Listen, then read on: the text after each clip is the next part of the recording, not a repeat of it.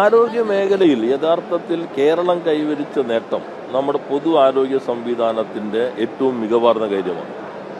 എന്നാൽ ആരോഗ്യമന്ത്രി സ്ത്രീയാണ്. സ്ത്രീയാണെങ്കിൽ അവർ സ്ത്രീ എന്നൊരു പരിമിതിയില്ല, നല്ല മികച്ച മന്ത്രിയായിട്ട് കേരളത്തിൻ്റെ ആരോഗ്യ മേഖലയെ മുന്നോട്ട് കൊണ്ടുപോകും. പക്ഷെ അവരുടെ ഔദ്യോഗിക വസതിയിലേക്ക് ഇടിച്ചു കയറി അവിടെ പോയി ആക്രമണം നടത്തി റീത്ത് വയ്ക്കുക എന്ന് പറയുന്നത് അത് നിങ്ങളുടെ ഇന്നലത്തെ എനിക്ക് കാണാൻ പറ്റിയില്ല. ഞാൻ നമുക്ക് ഓട്ടായതുകൊണ്ട് എല്ലാ ന്യൂസ് അവറുകളും ഇന്നലെ ചർച്ച ചെയ്തിട്ടുണ്ടാകും എന്നാണ് ഞാൻ പ്രതീക്ഷിക്കുന്നത്. ന്യൂസ് അവറുകളിലെ പ്രധാന ചർച്ച ഇങ്ങനൊരു ആക്രമണം വളരെ ജനാധിപത്യ വിരുദ്ധമാണ്, സ്ത്രീ മന്ത്രിക്കെതിരെയും ഇങ്ങനെയൊക്കെ ചെയ്യാമോ എന്നൊക്കെ നിങ്ങൾ ഇന്നലെ ചർച്ച ചെയ്തിട്ടുണ്ടാകുമെന്നാണ് കരുതുന്നത്. ഇന്നലെ അതിനൊക്കെ തിരക്കേറിയതെങ്കിലും വിഷയം വന്നിട്ടുണ്ടെങ്കിൽ ഇന്നത് നിങ്ങൾ ചർച്ച ചെയ്യുമെന്നാണ് ഞാൻ പ്രതീക്ഷിക്കുന്നത്. യഥാർത്ഥത്തിൽ അങ്ങനെയാണോ ചെയ്യേണ്ടത്? ഇപ്പോൾ നമ്മുടെ കേരളത്തിൽ സ്വകാര്യ ആശുപത്രികളിലും സാധാരണഗതിയിൽ പിഴവുകൾ ഉണ്ടാകാറുണ്ട്. ഗവൺമെൻറ് ആശുപത്രിയൊക്കെ എത്രയോ അധികം മടങ്ങുണ്ടാവും. സ്വാഭാവികമായിട്ടുണ്ടാകുന്നത് കൈപ്പിഴവുകൾ ചിലപ്പോൾ ബോധപൂർവമാകാം, മെഡിക്കൽ നെഗ്ലിജൻസ് വരാം. അതിലെന്തൊക്കെ ചെയ്യാൻ കഴിയും? ഒന്ന്, ഉടൻ തന്നെ കോമ്പൻസേഷൻ കൊടുക്കാൻ നിയമപ്രകാരം നടപടികൾ എടുക്കാം. രണ്ട്, അവർ സംബന്ധിച്ച് ക്രിമിനൽ നിയമപ്രകാരം മെഡിക്കൽ നെഗ്ലിജൻസിനെ സംബന്ധിച്ചുള്ള നിലവിലുള്ള നിരവധി വിധികളുണ്ടെങ്കിലും നടപടികൾ സ്വീകരിക്കാം. മൂന്ന്, ഗവൺമെൻറ് സംവിധാനത്തിലാണെങ്കിൽ ആ നടപടികൾ നടക്കുമ്പോൾ തന്നെ ഉടൻ തന്നെ നമുക്ക് അവരെ അച്ചടക്ക നടപടി സ്വീകരിക്കാം. ഇതാണല്ലോ ഗവൺമെൻറ് ചെയ്യേണ്ടത്. മന്ത്രി ആരോഗ്യവകുപ്പിന് നേതൃത്വം നൽകുന്നതാണെന്നാൽ ഉടൻ തന്നെ ആ തീരുമാനത്തിലേക്ക് എത്തിയല്ലോ. ഇതിൽ നമ്മൾ കാണേണ്ടത് ഇത്ര കാലം അറിഞ്ഞിട്ടില്ലല്ലോ ഇങ്ങനെ ഇരിക്കുന്നു. രോഗി അറിഞ്ഞിട്ടില്ല, രോഗിക്ക് വേദനയുണ്ട്. അവർ പോയത് ഗവൺമെൻറ് ആശുപത്രിയിൽ മാത്രമല്ല, എല്ലാ ആശുപത്രിയിലും പോയി. ഇപ്പം അത് കണ്ടെത്തിയാൽ നമ്മൾ എങ്ങനെ സംഭവിച്ചെന്ന് കാണണം, ആരാണ് എന്ന് കണ്ടെത്തണം, അവരുടെ വേദന കുറയ്ക്കാൻ ആവശ്യമായ നടപടികൾ സ്വീകരിക്കണം. ഇത്തരം കാര്യങ്ങൾ ആവർത്തിക്കാതിരിക്കാൻ എന്തെങ്കിലും പൊതുവായ പ്രോട്ടോക്കോളുകളോ സംവിധാനങ്ങളോ നിലവിലുള്ളതിനേക്കാൾ മെച്ചപ്പെടുത്തേണ്ടതുണ്ടോ എന്ന് ചർച്ച ചെയ്ത്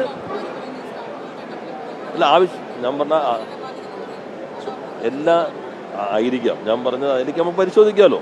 ഇത് നമ്മുടെ രീതി മാറുമ്പോൾ പൊതു ആരോഗ്യ സംവിധാനം, കേരളം ആരോഗ്യ മേഖല വെന്റിലേറ്റർ, യഥാർത്ഥത്തിൽ ഇന്ത്യയിൽ ഏറ്റവും അധികം വെന്റിലേറ്ററുകൾ പൊതു ആരോഗ്യ സംവിധാനത്തിലുള്ള സംസ്ഥാനം കേരളമല്ലേ?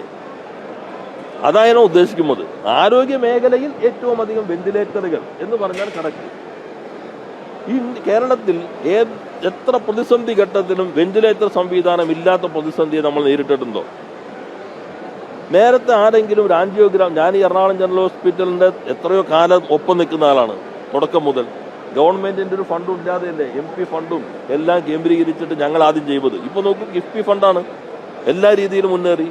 ക്യാൻസർ സെൻറ്റർ നിങ്ങൾ കണ്ടില്ലേ, മെഡിക്കൽ കോളേജ് വരുന്നു, കൂടുതൽ സ്റ്റാഫുകൾ വേണ്ടി വരും. ഏറ്റവും കേരളത്തിൻ്റെ ചരിത്രത്തിൽ ഏറ്റവും അധികം കണക്കുകൾ ഇപ്പോൾ ആരോഗ്യവകുപ്പ് മന്ത്രിയുടെ അവരുടെ പത്രസമ്മേളനത്തിലൊക്കെ പറഞ്ഞിട്ടുള്ളതാണ്. ഇത്രയും അധികം പോസ്റ്റുകൾ ക്രിയേറ്റ് ചെയ്തൊരു കാലം ഉണ്ടായിട്ടുണ്ടോ?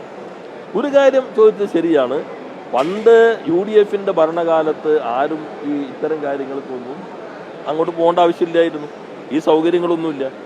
ആ കാലഘട്ടത്തിൽ ആരെങ്കിലും ഡയാലിസിസ് ചെയ്യാനായിട്ട് ആശുപത്രി, ഞാൻ MP ആയിരിക്കുമ്പോൾ ആലുവയിൽ ഡയാലിസിസിൻ്റെ സെൻറ്റർ എൻ്റെ MP ഫണ്ടും പലരുടെയും സഹായത്തോടു കൂടി തുടങ്ങുമ്പോൾ അന്ന് കേരളത്തിൽ മെഡിക്കൽ കോളേജിലല്ലാത്ത ആദ്യത്തെ ഡയാലിസിസ് ആണ്. അന്ന് താലൂക്ക് ആശുപത്രിയാണ് ആലുവ.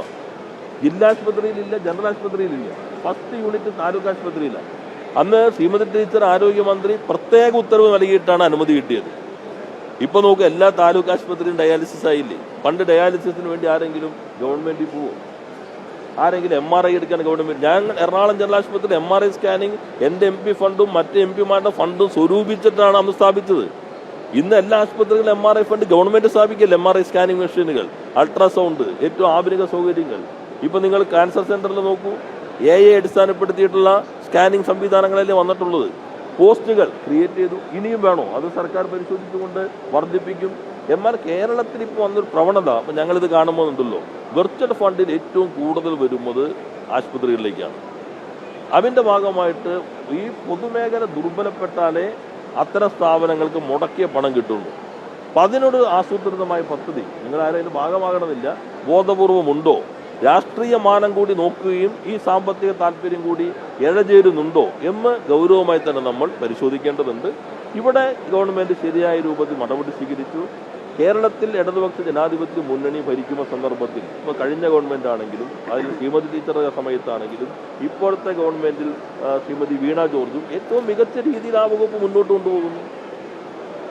നിങ്ങൾ തന്നെ കണക്കെടുക്കുക. കേരളത്തിൽ ഈ 5 വർഷം സ്വകാര്യ ആശുപത്രിയിൽ എത്ര പിഴവ് വന്നിട്ടുണ്ട്? അതും ബോധപൂർവമല്ല, സംഭവിക്കുന്ന കാര്യങ്ങളാണ്. കൈപ്പിഴ ഭാഗം ബോധപൂർവം നെഗ്ലിജൻസ് ഉണ്ടോ, അത് മാത്രമാണ് കുറ്റകരമായിട്ട് കാണുന്നുള്ളൂ. ഇവിടെ എന്തായാലും ഒരു പ്രശ്നം വന്നു, ഗവൺമെൻറ് ആക്ട് ചെയ്തിരിക്കുന്നു. ബാക്കി കാര്യങ്ങളിൽ ഇപ്പോൾ പുതിയ ഇന്നലെ കഴിഞ്ഞ ദിവസം നോക്കൂ, ആയുർവേദ മേഖലയിൽ ഞങ്ങൾ എത്ര തസ്തിക സൃഷ്ടിച്ചു ഇവിടുത്തെ ക്യാബിനറ്റിൽ. മിക്കവാറും എല്ലാ മന്ത്രിസഭയിലും ആരോഗ്യ മേഖലയിൽ തസ്തികകളുടെ സൃഷ്ടിക്കൽ ഒരു അജണ്ടയായി തന്നെ വരുന്നുണ്ട്. ആ മാറ്റം ലോകത്തിന് മുൻപിലേക്ക് അവതരിപ്പിക്കാൻ നമുക്ക് കഴിയേണ്ടതുണ്ട്. ഈ അമേരിക്കൻ ഹെൽത്ത് കമ്പനിയിൽ നിന്ന് CPM 4 കോടി വാങ്ങുന്നത് ശോഭാ സുരേന്ദ്രൻ ഒരു ആരോപണം ഉന്നയിച്ചിട്ടുണ്ട്. അല്ല, അവരുടെ ആരോപണമല്ല, അത് വഴിക്ക് പോട്ടെ, നോക്കാം.